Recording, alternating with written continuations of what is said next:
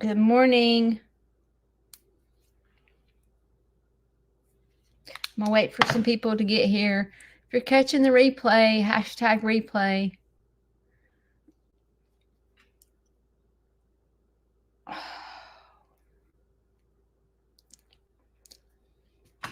better put my glasses back on before I can't see what y'all are saying.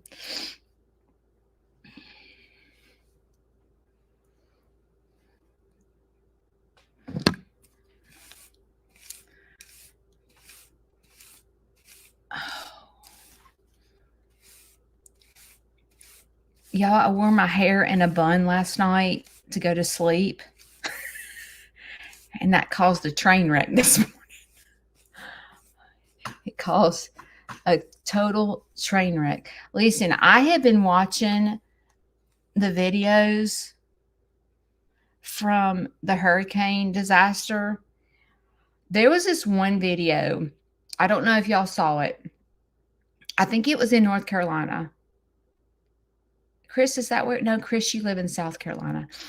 And it was this, it looked like a gas station. It was a gas station, and it had a horse at the gas station. And the horse was like up to its waist with water and just standing there. And I was like, I cannot handle this. I cannot watch this. It made me feel sick at my stomach. And all I kept thinking about is all the animals and how scary it must feel to them to be, Lord, I'm going to bring tears to my eyes just talking about it. But like an animal to be trapped with like no food, obviously it has water, but no food, can't sit down, standing up to here in water, just trying to survive. And I'm just like, I cannot handle this. But I know there's human beings doing the same thing. And it just makes me like sick. And I mean, I don't know. I don't know what you do. Like, I mean, I've seen where they bring helicopters in with these straps to pick up the horse and take it off. Oh, it just made me sick. And like, I was talking to a friend of mine about dreams, and I was thinking, like, a dream that I used to have all the time is about drowning. And I had this phobia. Like, I know how to swim, but like the thought of me drowning like scares the bejesus out of me. I don't know. Like, do you ever have a fear of the way you die? Mine is drowning. I had this fear of drowning, and I don't know where that fear comes from, but I'm not really a big water person. I was that kid that didn't like jumping off the high dive and all that stuff. And so, like, when I see videos of the people that are struggling from this hurricane, it makes me scared. It's a fear that like scares me. Okay. It has rained every single flipping day since Tuesday or Wednesday. And it seems like yesterday, it rained yesterday morning, but then at 4 o'clock, the bottom just falls out. It's always like the time that I have to go feed, and like it's pouring down rain. And I was just last night, I was like, just forget it. I'm just going out there with no umbrella. I'm just going to get soaked. And so I just went out there, and I was like, I'm going to pretend like it's not raining. I took my glasses off, took my watch off, took my phone off, and just walked out there like it wasn't raining. I'm slipping and a sliding on one part over by the rescue. When it rains a lot, that hill gets green, slippery. I don't know. I guess that's mold or what, not mold. I don't know what it is, slime. And I fell yesterday and busted my butt. Or was it the day before? Busted my butt. And people sometimes want to come tour when it's wet like this. And I'm like, no, I'm like, y'all, it is a liability for me because you're going to bust your betonkus. I mean, it's mud. It's slippery. It's, ugh. Anyway. Okay. I don't know what I'm going to do with myself. Probably absolutely nothing. I think I'm just going to slick this nasty. I'm getting my hair done tomorrow. I went earlier because I had a little piece fixed in my hair like a couple of days ago, but I get my hair redone tomorrow afternoon. And usually right before I get my hair done, I slap it with oil. Oil. I slap it with oil. Okay, anyway, so my hair is just kind of jacked up today. And so we just gonna slick it in a ponytail and not worry about it. All right, hang on. Let me see if I can do this.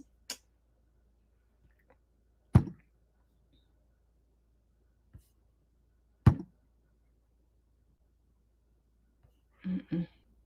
Hang on.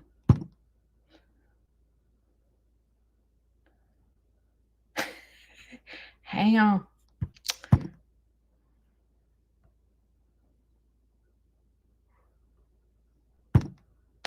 Here it is. Oh, sugar, it's not gonna let me do it. Mm-mm.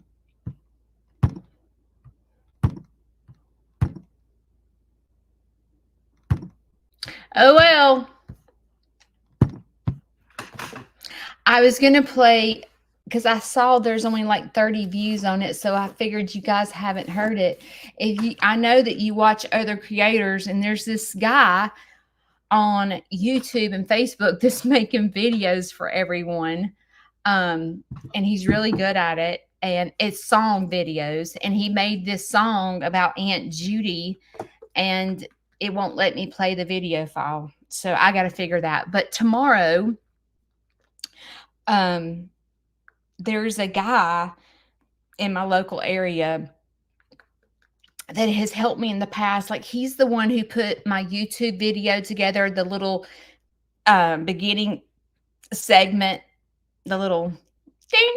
I can't even do it. Anyway, he put that together, and then my end of my YouTube video where it says, "I hope you dance," and he goes, "Do do do do." You know what I'm talking about? He put that together, and so I called him and I said, "I want a music video."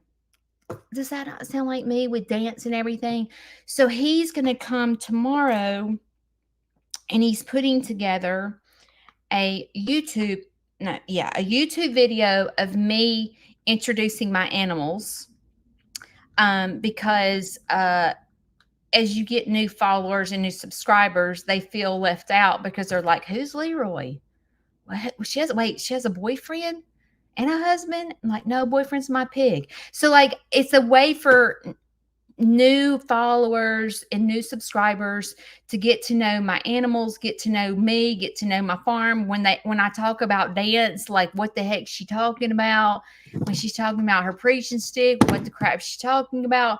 It's kind of in the introduction to all that. So he's coming to film tomorrow, and he's coming to put I guess I could play it right here, but it don't sound as good.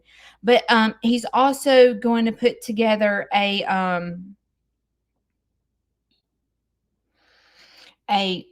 music video of the Aunt Judy song. And so the problem is, I sent him a text message. I said, "It is a muddy mess out here. So I don't know if tomorrow's going to happen or not." I thought it was Wednesday, and then I realized, no, it's tomorrow. Why would I do it on Wednesday? I have the group home Wednesday. That was really stupid of me. All right, hang on. I'm going to let you hear it. Take comment. There it is.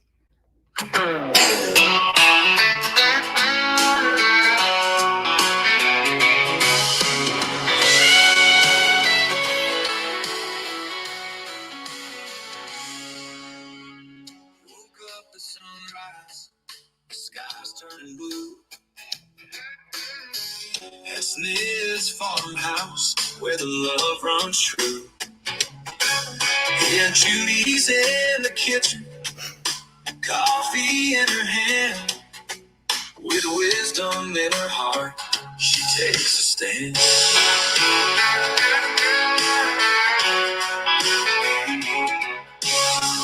Life's been a journey, but she's standing tall.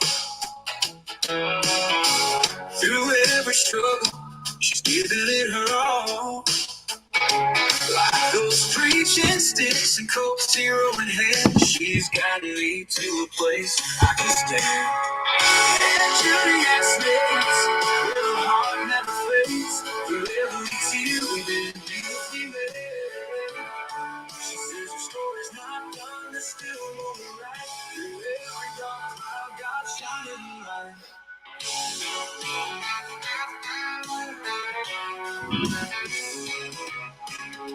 Curling iron's hot, Cynthia hair's wild,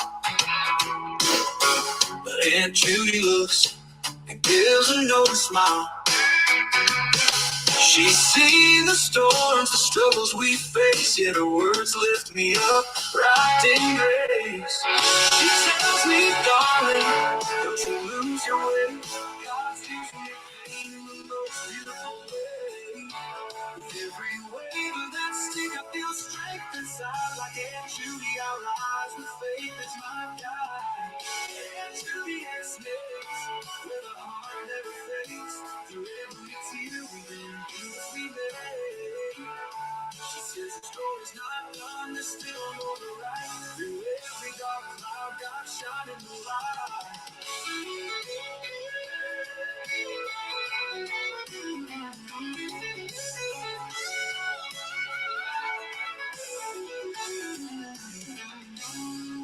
I stand with my makeup, I put on my face, preaching sticks in hand, ready to embrace. The world may be heavy, but I won't break. With Aunt Judy's faith, there's nothing at stake. Aunt Judy has snakes, with a heart never fades. Okay, I'm gonna stop. Anyway, I'm gonna put together a music video to that song, but Andale, my StreamYard will not allow me to upload that file. Don't know why. Anyway, so he's gonna put together a music video, and I'm hoping to play a segment when I go live in the mornings. So, I sit here and I listen to that song and I think about the guy who is doing this for us. His name is Jake. And I don't know his whole story. I do know that on his page, he says he has Asperger's and he has autism. So I sit here and I think about Sneed's farmhouse and how I talk about not discriminating against people with disabilities. And, sometimes we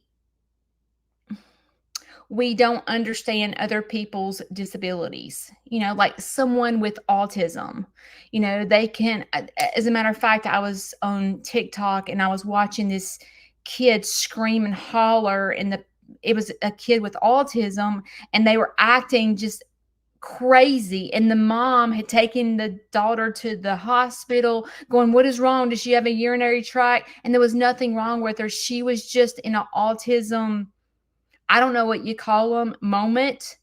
And if we saw a kid in public acting a total just mess, we would begin to judge. And we would begin to say, man, if I was that parent, I'd jerk that kid up and she needs a good spanking. That's what we probably would say. Because it's a natural instinct for us to place judgment upon other people. And I sit there and Lauren, one of Kayla and I's friends, her daughter has autism, and it's Remy. I talk about I started letting kids come to my farm for free that had autism because I've watched Lauren and her husband go through autism with her child. And if someone was to see her child in public, at times they would begin to judge Matthew and Lauren for the way their kids acting. And what we don't know sometimes is the bigger picture, that this child is struggling with autism. I found myself doing that with Jake. And I actually called Andale and I said, "Is this guy legit? Like what the?" And Andale was like, Judy, yes, he has autism and he has Asperger's. And so when you go to his page, you might find yourself being judgmental about maybe the way he acts, the way he looks, the same way as someone that doesn't know Aunt Judy. And they see this lady that calls herself a farm, and she's going live in the mornings and she's putting on her makeup. And people judge me from what they see, and they get this idea in their mind of who I am. And in the mornings, who I am, I talk about mental health because I freaking struggle. I tell my story. But if someone would take the time to get to know Jake and take the time to get to know Aunt Judy, you would see that I have a mental disorder just like Jake. It's just mine is a different diagnosis than Jake's. But at the end, we're all the same. And so yesterday I was live and Jake sent me $2. And when I saw the $2 come across, I almost it brought tears to my eyes because I realized that Jake is a real person. And he is like me. He's very vocal about his disability. He's very vocal. He says, "Hey, I have Asperger's. I have autism." I don't know anything about Asperger's, and I don't really know a lot about autism. I'm learning, but a lot of people don't know about my disability. I talk about it some, but it's embarrassing a lot. If I said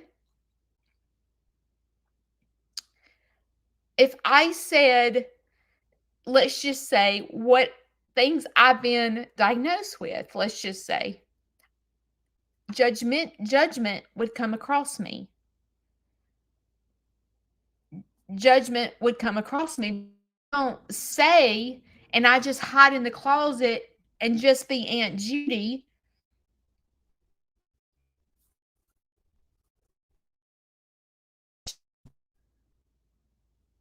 And it would be the same way if Jake didn't have on his page, "Hey, I have Asperger's. Hey, I have autism."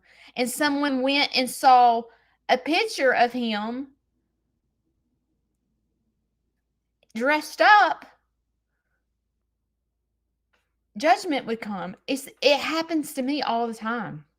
And sometimes when you tell people what your diagnosis is or what's wrong with you, or you talk about hard things, or you talk about mental health, or you say, "I've struggled with addiction," judgment comes. It comes. And especially when two people start getting in an argument with each other, they sometimes will ridicule you for having mental health issues. Oh, well, she has depression. Oh, well, you can't trust her. She has addiction in her. People start using your diagnosis against you. And you have to be careful. And not everyone tells everything. Not everyone is confident enough to sit here in front of thousands and thousands of people and go, "Dear Jesus, I struggle. It's not easy for me to come here live every single Monday and Wednesday and go, hey, I'm on the freaking struggle bus." I laugh about it because I have a sense of humor. But at the end of the day, it is what it is. And I try really hard to go, okay, I'm a total train wreck. I need to fix this, because if I don't fix it, I'm going to be a train wreck the rest of my life. And part of the time,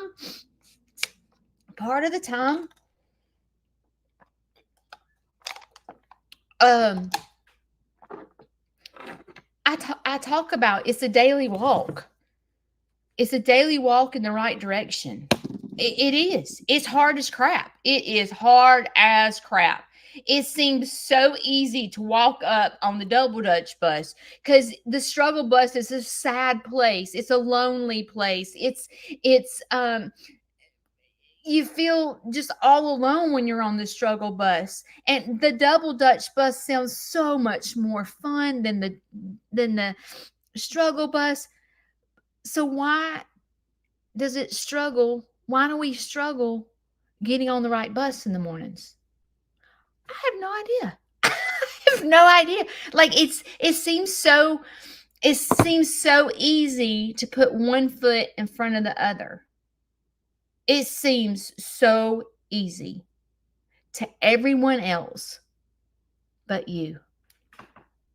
Because we have our own struggles from within. Every single one of us here struggle with something. Something. And it's easy for me to say, just stop. You hate it about yourself? Just stop. You know, it's easy to say, and it's like, I saw this, I think it was a post, and I think I reposted it or something, but it said, if you want to judge people with addiction, then put down your cell phone. And every time you go to pick up your cell phone, that's what an addict feels like not doing drugs. And I was thinking about it for just a minute. I was like, man, I pick up my cell phone a million times a day. Can you imagine if I went, okay, I have to stop this addiction from my cell phone and put it down? I don't think I could do it.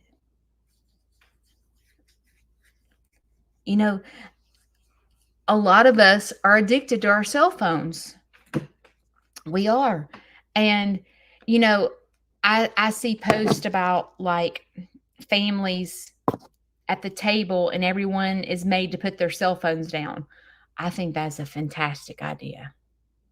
Because many a times, Shane and I, are out to eat. And I look up and we're both like this, out to eat. I'm like, this sucks. This sucks. And it's not just him, it's me too. I'm like, why can't we put our cell phones down? Dear Jesus. Just put your, Lauren, I was just talking about you. I don't know if you heard it. There's Lauren with Reed Creek Farm. She's the one, that's Remy's mother. But people, it's hard to put your cell phones down. It's hard to get on the right bus in the mornings. Seems so easy. Just do this. But it's not that easy. And sometimes, you think, sometimes you think, like, you look at family members and you're like, if they will just hit rock bottom, just hit rock bottom. And I told you guys, I had a family member that I used to pray for, okay? And this is how I would pray. And I've said this before, but I'd be like, dear Heavenly Father, make them sick. Every time they put a drug in their mouth, make them vomit. Arrest them, help them get to jail. I mean, I would pray like really mean stuff like that because I was praying for healing. I just was praying in the wrong direction. I thought that if they threw up every time drugs would come in their mouth, that would be their rock bottom, because I hate to throw up. When that crap starts coming out my nose, whatever I just vomited, whether it be a piece of pizza, I'm not eating it for months. Like, I am sick. So vomiting, like, is a rock bottom for me. Like, I told you guys I fight an eating disorder. I decided one day I was going to become anorexic, and I Googled how to be anorexic, and I literally sat there and studied how to be anorexic because I decided I just need to be anorexic. So I'm reading what all they do. So I go in the bathroom and I'm making myself vomit. Okay. I'm sticking my finger down my throat. This is how crazy I am. I'm sticking my finger down my throat, making myself vomit. I did it like for 2 days and I was like, yeah, I suck at even being anorexic. I can't even be anorexic when I'm trying to be anorexic. I couldn't make myself vomit. So I was praying because I thought this person, that would be rock bottom for them, is to vomit. It was rock bottom for me. I couldn't be anorexic because I can't make myself throw up. So that's what I thought. I thought if they would just go to jail, that would be rock bottom. And it's not. My rock bottom, me vomiting, stopped the desire to become anorexic, okay? It stopped it because I don't want vomit coming out my nose. It's disgusting. We're all different. Rock bottom looks different for every single person.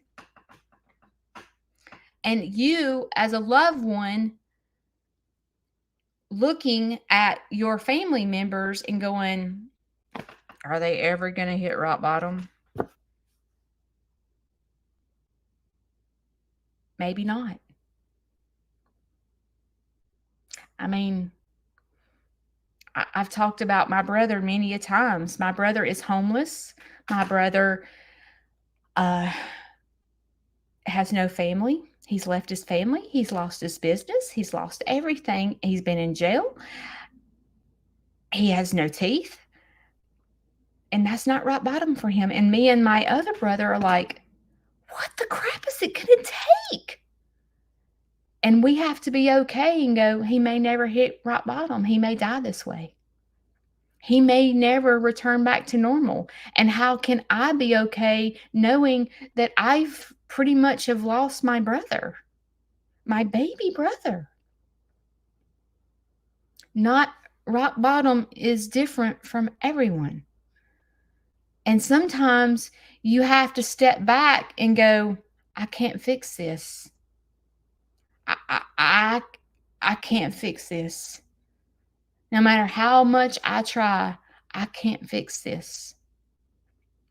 And it sucks because I thought praying for him to vomit would stop it. But I realized that I was praying for my will. Did y'all remember your Celtic salt in the middle of all this? You know what's so weird about me?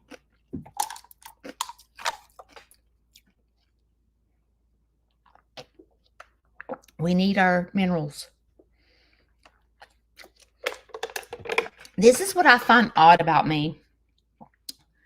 when when situations happen, I get my little notebook in here and I write down so I can tell y'all, I can teach y'all the lesson that I've learned. Because if I don't write it down, I'm at the age that I can't remember. Okay.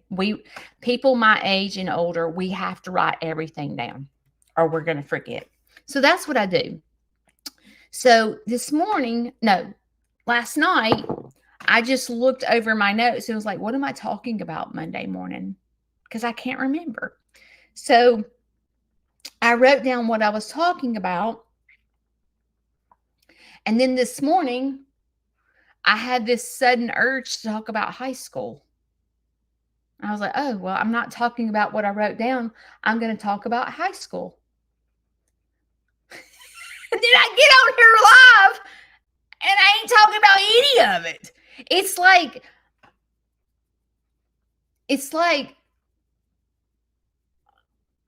I don't know. Like I can't decide what I'm supposed to talk about. I really just feel like I go with the flow. I do want to talk about this before I move on any further. I come from a generation different than the generation that's growing up today. The generation I grew up in, discrimination, I don't even know if that was even a word. We didn't talk about discrimination when I was a kid. Like, I, I, I mean, we just said words and it was not a big deal. Like, for example, me and my brothers used to say, I remember other kids, we said, you're so retarded. Like, we said that. That was not considered discrimination when I was a kid. It was not. I mean, it was just a word. It wasn't like we were making fun of people that are retarded. We weren't. It was just a word we said. As a matter of fact, my brother to this day, he'll I can hear him sometimes, he'll talk to his kids and he's like, he's so retarded. Like, it was just a word that I don't know. But if you are my age, it's just, I don't know. It was just, that was not considered discrimination when I was a kid. Like, I didn't get a spanking or get reprimanded at school or reprimanded at home for saying it. It's just what we did. As a matter of fact, like, my generation, being gay was not accepted. Like, if you were gay, you were getting the crap beat out of you. Okay. When I was in school, you were a straight up weirdo if you were gay when I was a kid. As a matter of fact, I see people sometimes that are a little bit older than me talk about, like, schools had a smoking area, like high schools had a smoking area.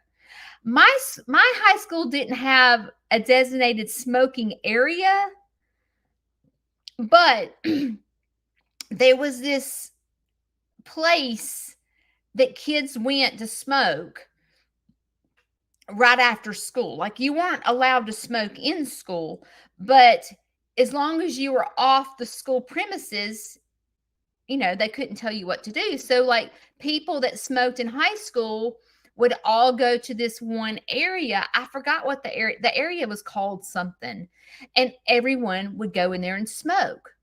Well, I can remember where they smoked there was a sidewalk, and the sidewalk led to like Eckerd's Drugs and Food Giant, and a lot of kids would walk down the path, the a sidewalk, because they were going to Eckerd's or to get a drink or snack or whatever. And I can remember if I ever walked down that sidewalk, I remember being scared to death to go past that one little section because there were weirdos in there. They were like dressed in all black. There was this one girl that had this mohawk, and her mohawk was like real high, and it was straight up mohawk. And I remember they wore chains like around their, and I remember being scared of them. I don't know why, because they were nice as crap, but I can remember just feeling scared. But like that's the generation that I kind of grew up in. Like, and as far as race, the black people stayed over here, the white people stayed over here. We didn't really intermingle much. And I can remember in high school that, what was it called? I can't remember what it was called. Basically, it's I when I was in high school is when they started trying to combine black kids and white kids. So what they would do is they would magnet or something like that. Magnet school. But basically what they would do is they would go get the black kids from, I don't know where. I think like 40 minutes down the street, and they bust them in to my school because they were trying to interact the blacks and whites. And I can remember in high school feeling so sorry for these people because like they had to get up at the butt crack. I would love to talk. If I could find someone from my high school that had to go through that, I would love to interview them because this is what I remember. They had to get to school at like 6 a.m. So can you imagine what time these people had to get up and be just thrown into this white school and not be accepted? Like that is what I grew up in. That is the way it was in high school. If you were white and you dated a black, no white community talked to you.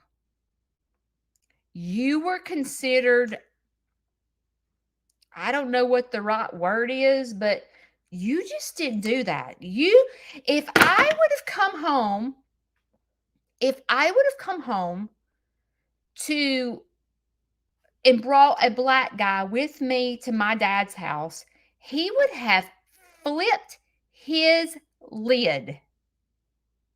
That was the generation that I grew up in. So you see how different the world is today versus when I grew up.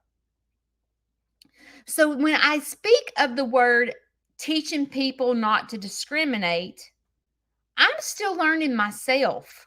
Okay? I I grew up in this era where that's just what was considered what we did. You didn't get a spanking for doing any of that. We use the N word all the time. As a matter of fact, I am being honest. My childhood's dog was named the N word.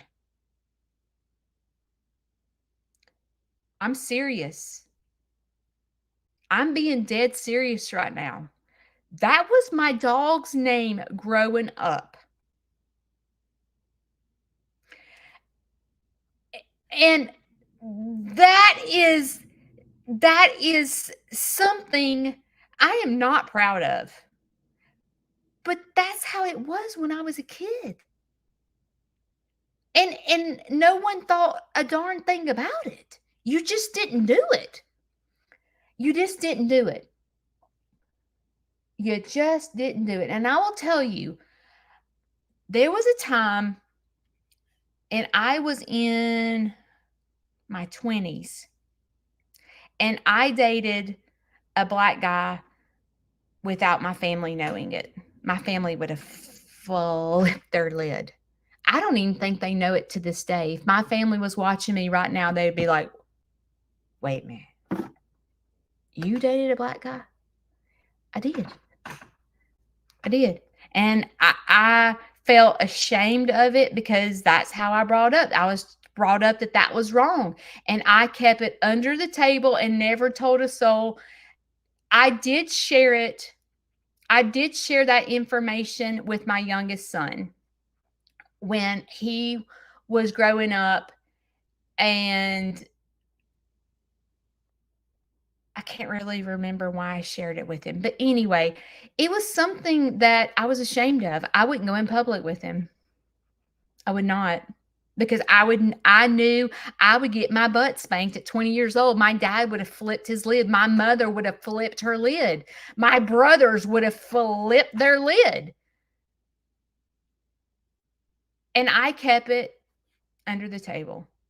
And then I ended it because I was like, well, this is not a fun relationship. I can't even go to dinner with him, you know? And I was realized that my family would have never accepted him. So I just ditched him. But that is the era that I grew up in. So yesterday, I did a surprise live. I did a surprise live yesterday. And I said, I don't even remember how I said it. I said the word retarded. I said the word retarded. And when it slipped out of my mouth, my heart and my stomach went to the floor. But I thought maybe if I don't say anything and apologize for it, maybe no one will notice it. maybe they're from my generation and won't notice that I just said that. Because it slipped out, because that is the era that I grew up in. We said retarded all the time. And I didn't get away with it. A couple of people called me out on it. There was one person from Facebook and one person from YouTube, and I was like, dang, they noticed it. Here I am. My book is about discrimination. My farm is about discrimination. And then I say the word retarded. Really, Judy? Really? And this is the deal. This is how my brain works, okay? The reason for the surprise live is because I had a lesson to teach because of something that I had learned. I had a lesson to teach. And I taught the lesson, and then I said the word retarded. So then when I got off the live, I was like, why did I even go live? Why did I do this? Now people heard me say the word retarded, and they're referring back to my book. Maybe you should learn from your book. And I'm like, they're right. They have every right to call me out on that. And so oh shoot, my computer's about to go die. Hang on just a minute.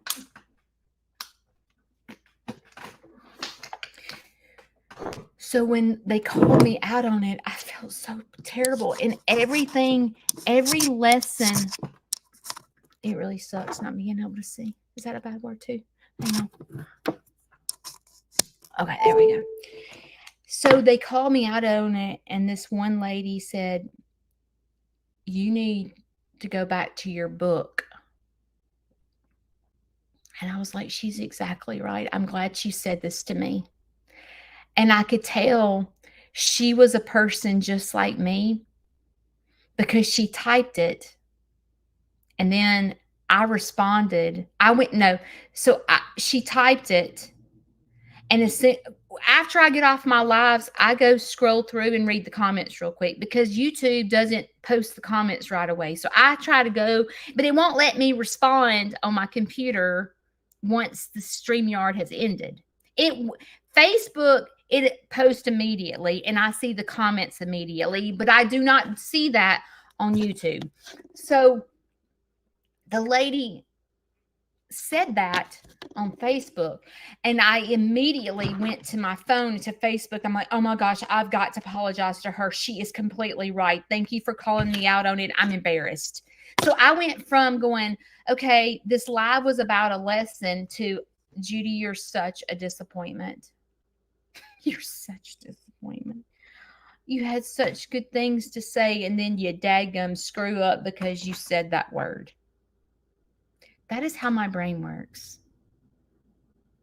And I'm like, why did I do that? So then I sat there and beat myself up over saying it. And then I had to sit there and go, why did I say that? Dadgummit.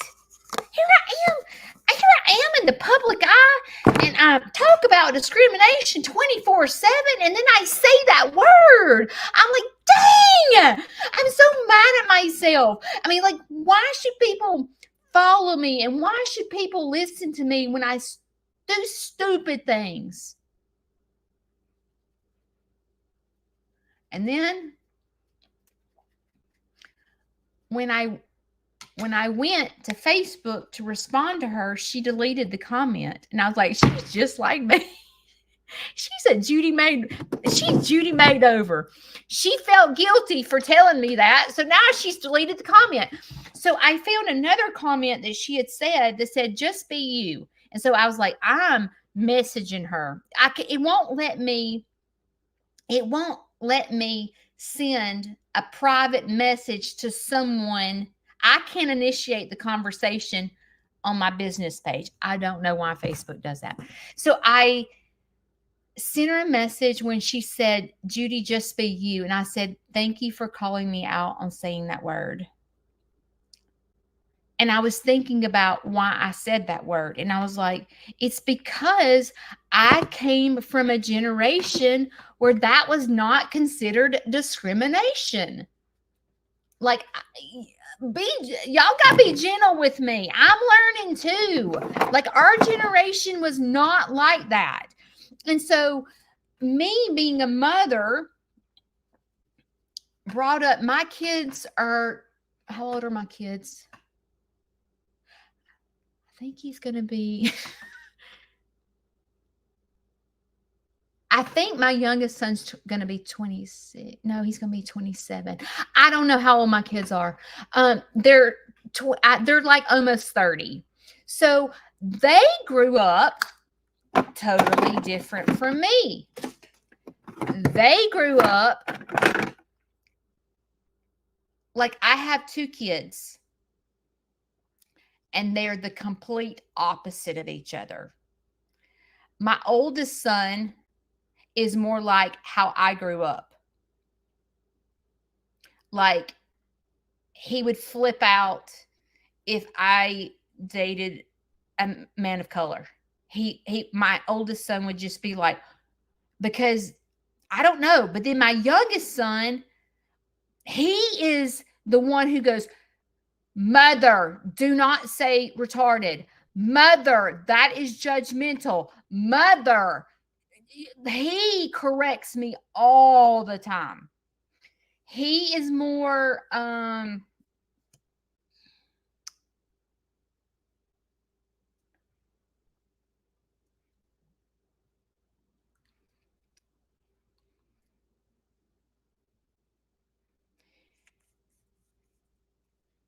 he is very, I don't know how to put him. That joker stands up for what he believes, and he will fight with you to the end. That's how my youngest son is. Like, he is going to stand up for anybody. He is, I don't know. He should have been a politician, is all I can say. He is stand by your man kind of person. He believes what he believes, and he is going to fight you tooth and nail. He was in debate teams his whole life. He was on the debate team. He will debate with you until the sun comes home. Okay. My oldest son is nothing like that. He's more um he's more like my generation.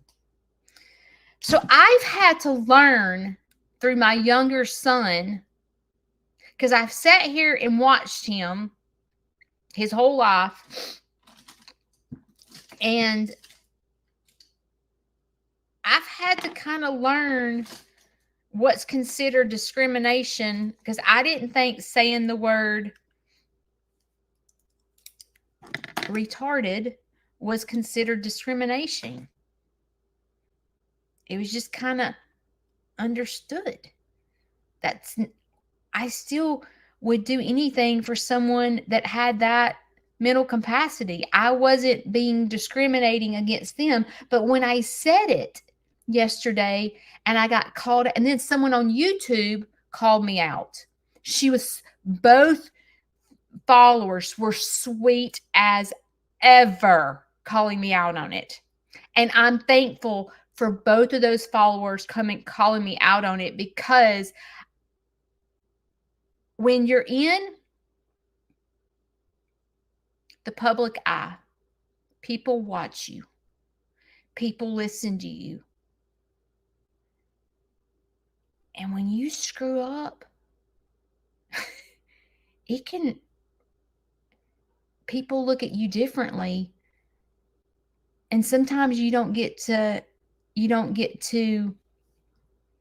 say I'm sorry, because they're like, I will never listen. This girl just said retarded, and she talks about discriminating in her farm, and I will never listen to her again.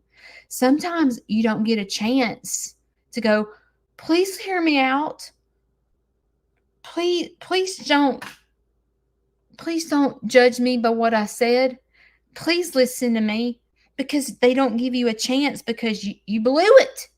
You totally blew it because you said that word. And I'm like, how many times do we screw up? I screw up every single day. And I tell you guys, so many times when I go live, I tell you guys, I'm a train wreck. Toot, toot, train wreck. I am not perfect. I'm a real person. I am full of mistakes. I learn something every single day. I am trying to put one foot in front of the other every single day. And I'm trying to change my life from the way I was taught. It ain't easy. When you've been taught to throw around words and that's not considered discrimination, it's hard to change the ways that you were brought up. It's just like, the generation coming up and changing their sex and they using the word they, and nobody that is my age and older, we don't understand any of that crap. We didn't grow up with that. That is a foreign language to us. All people my age and older are like, this Jesus needs to come back. God bless. Jesus needs to come back. That's what people my age and older are saying. The kids in school nowadays, they don't think nothing of it. I mean, that's because that's what they're brought up in. This is what they do. This is what happens in public schools. It's just understood for my grandkids' age. It's just a thing. It's not a big deal. Where my age and older are like, are you kidding me? But if you stop and think for just a minute, let's go back in time. Let's go back in time. Okay? Go back in time. I want you to think about your grandparents.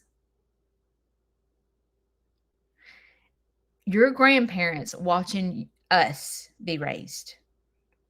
Okay? You know, back when Larry was a kid, everyone smoked cigarettes.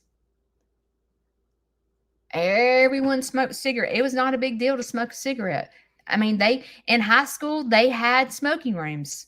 It was not a big deal because research had not been done to know the longevity of smoking a cigarette. So it was not a big deal. You know, you watch my favorite movie is Grease. Every one of them in Grease are smoking cigarettes. You know, every single one of them because that's just what they did.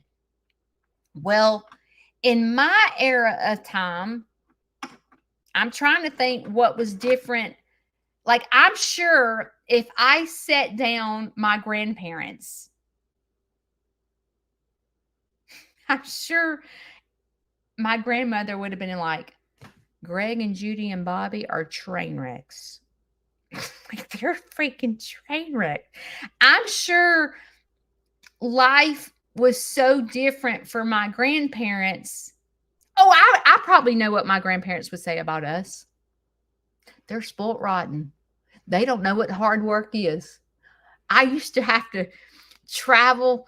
I used to have to walk to school in the snow uphill. And Judy and Greg just, they get taken to school every day. They don't know what hard times are. They, they get everything handed to them. Jane gives them everything. Fred and Jane, Christmas, we got one present at Christmas, and Judy, Greg, and Bobby have got 45 gifts apiece. They are spoilt rotten. They don't know what it's like to live in the Depression. I think that's what my grandparents would say. Where, so you see, you see how the judgment of the next generations to come, how it's times just keep changing. They keep changing. So I sit here and think about it. In my head, when you have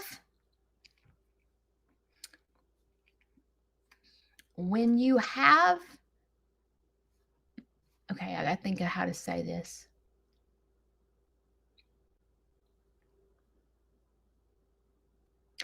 I have a son that is gay. He's very open.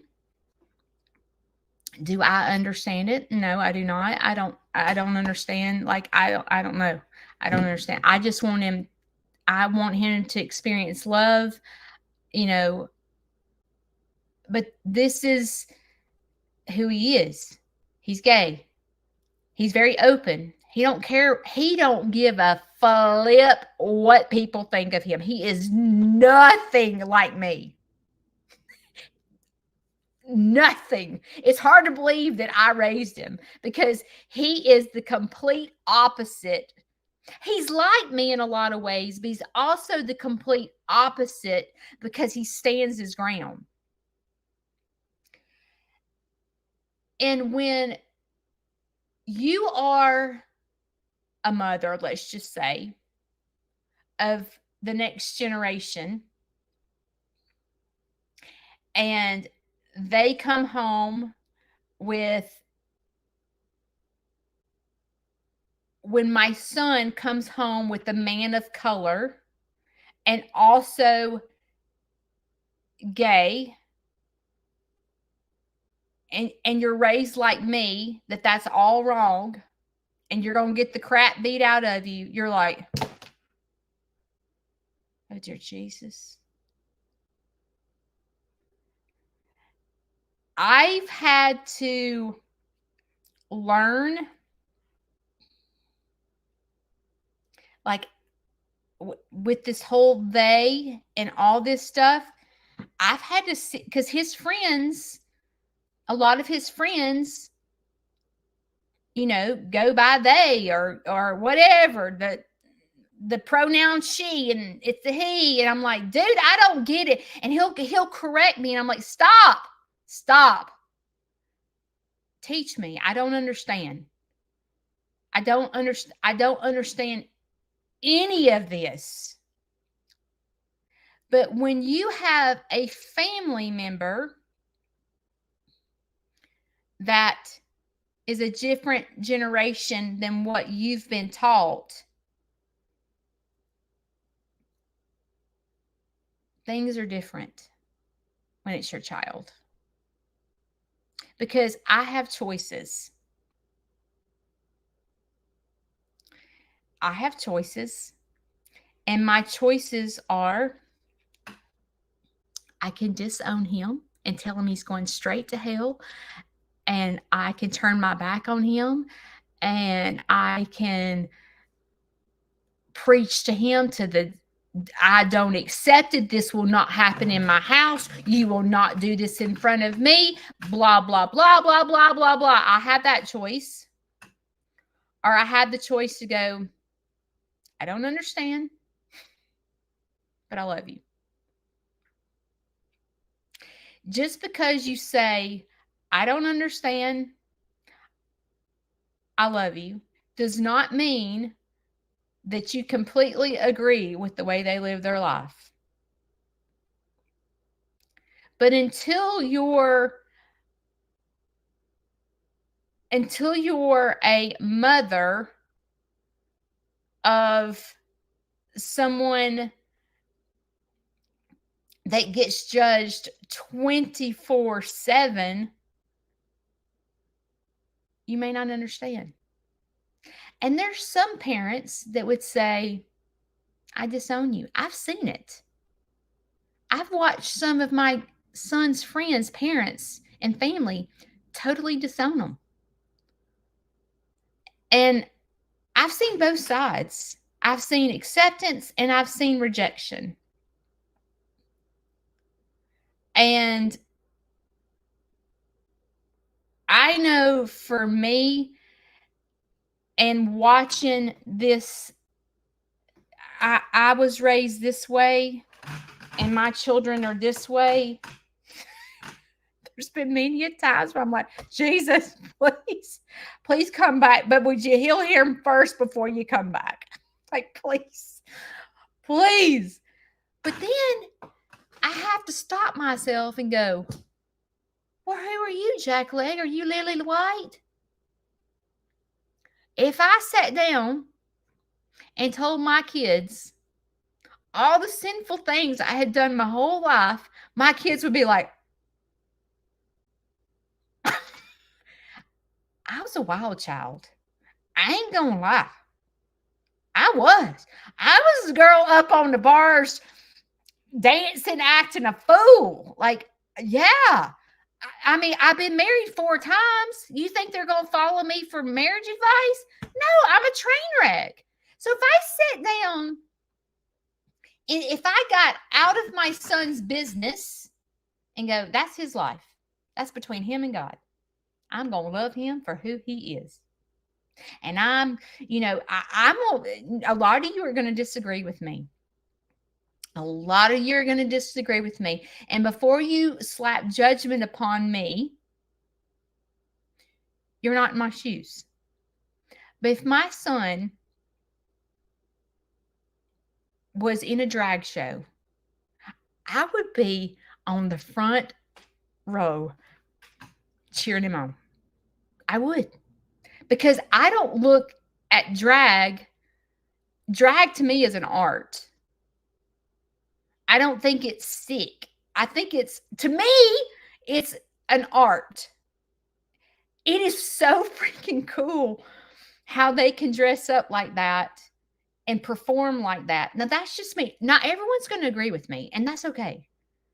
But if you don't have a child that likes that type of stuff, you're not going to understand. You are not living in my shoes. I'm not living in your shoes. Like, you might have a child that's been in an addiction, and people judge. and so forth. Lord, I'm preaching and I'm running out of time. I I I accept that my kids, both my children, I'm just talking about one. The other one does not like me to talk about him on social media, and he will flip his lid. So I don't talk about him on social media. My other son is like, doesn't care. So both my children are total opposites of me. But when I sit down, and we have to do this, my generation and older, we have to do this. But what were you doing at 20? Were you a train wreck? What were you taught by your children? I mean, by your parents?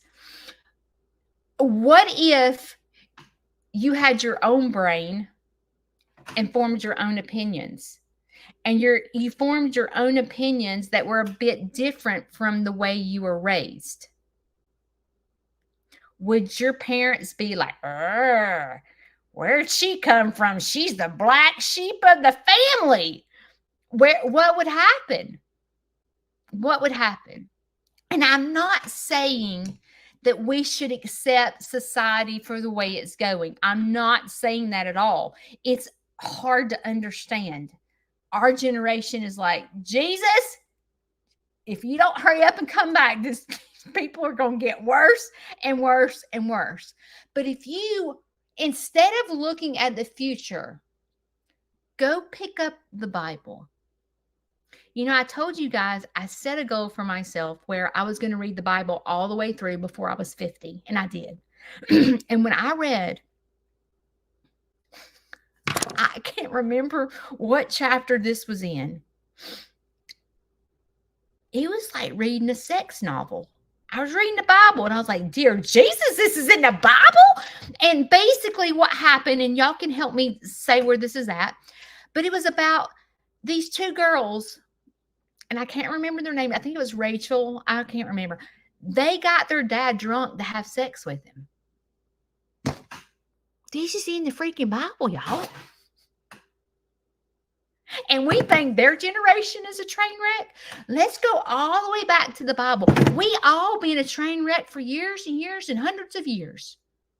That generation that's doing all the things that we're like, God, they're a train wreck. No, we all train wrecks. We've been train wrecks all the way back to the freaking Bible. There were daughters getting their dad drunk to have sex with them. And we think this is all a new thing. Y'all obviously hadn't read the Bible. If you sit here and judge our kids and our grandkids for things they do, and you're like, train wrecks, and you don't look at yourself and go, hey, Joker, hey, what was you doing? What were you taught? Do you believe what you believe because that's what you were taught? Or do you believe what you believe because you stand up for yourself? That's what I respect about my son. I respect him because he stands up for what he believes. Not simply, he knows right from wrong. I've taught him right from wrong. He knows right from wrong. Both my children do. But instead of us sitting here going, these daggone jackleg kids and grandkids are mine, they spoiled, they don't know what hard work is. Stop. This is when you become the best version of yourself, is when you go, let me break this down. There's nothing new about this generation. It's been like this for years. We can sit here and talk to our grandparents about the way we were brought up, and they would tell us we are train wrecks. And then their great-grandparents would talk about the way they were brought up, and they would say they're train wrecks. We've been train wrecks from the day we were born. We have. And I think in my head, I'm thinking, but every time you cast judgment about someone else, you have to go pause, stop. But what you doing behind the closet? Sugar mama. What you do in the closet your kids don't know about. you, you know what I'm saying? But what's your struggle? They're struggling, but oh, you don't struggle with nothing, do you, sugar mama? You know, you don't have any problems at all. It's all the younger generation. Like there's nothing that you do wrong. Praise Jesus, you're going to heaven. There's no sin, there's no nothing. You got to look within. You got to look from within, and you got to say into yourself, you've got to say, but what were you doing at their age? And when I sit here and look at my children, and then I think about what I was doing at 20. Like, for example, my son's almost 28. And I was like, what was I doing at 28? Lord, I done had 2 kids, been divorced twice. I had filed bankruptcy. Me and my husband filed bankruptcy when I was 20. I was driving my dad insane. I was driving my dad insane. Neither one of my kids have done that. So maybe they're doing pretty good. Maybe a lot better off than I was. That's for sure. But being the best version of yourself is when you can stop yourself.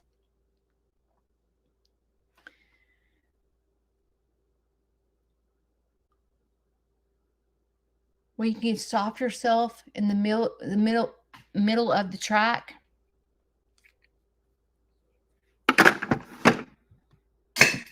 And look at you. And when you start thinking about, oh, Jesus needs to come back because all these younger populations are a total train wreck. We all train wrecks. Every last one of us is a train wreck. It ain't like Aunt Judy's just a train wreck because she said the R word. No, we all train wrecks. But I do want to apologize for saying, the word retarded. I didn't mean to be. I sit here and think, is the second that word came out of my mouth yesterday on my live, I knew it was wrong. But sometimes when you're in the moment, you're like, I hope no one heard that word.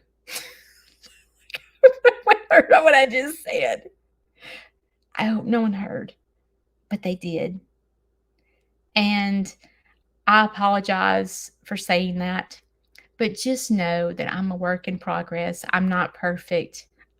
I tell you guys every day I'm a train wreck, and I'm at the bus stop every day going, are you getting on the struggle bus? Or are you getting on the double Dutch bus? And many a times I tell myself I'm on the double Dutch bus, but it's almost like I've got one foot in the double Dutch bus and one foot in the struggle bus at the same time. And I try to put this pretend look on my face that I got all my crap straight, but I don't. So just remember, today is Monday. It's the starting of a new week. Instead, understand the things that I say to y'all doesn't mean that I do it all. I talk out loud for myself too. I'm not this person to put on a pedestal. I screw up every single day. But at the end of the day, it's like we just got to keep putting one foot in front of the other. And the good thing about this live is you have at least 100, 130 people to hold your hand, because all 130 of us, we know we're train wrecks. We're not perfect. We have to say I'm sorry a lot, and that's okay. because we are trying to work towards being the best version of ourselves. That doesn't mean that we're perfect.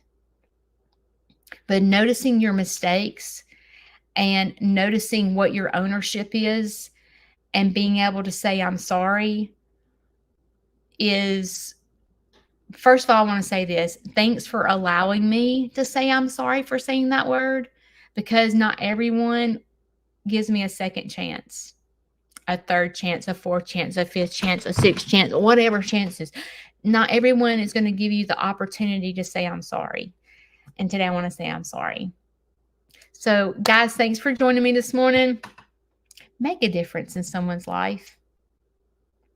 Get out of your own struggles and go help someone else. And I'm not saying, a lot of people think that they have to help someone by things that they can't afford, or things, they can't do. Helping someone is just telling someone in Walmart they look pretty because you think they look pretty. Don't lie to them. But if they look pretty, tell them. It's the little things. I'll see you guys Wednesday. Bye.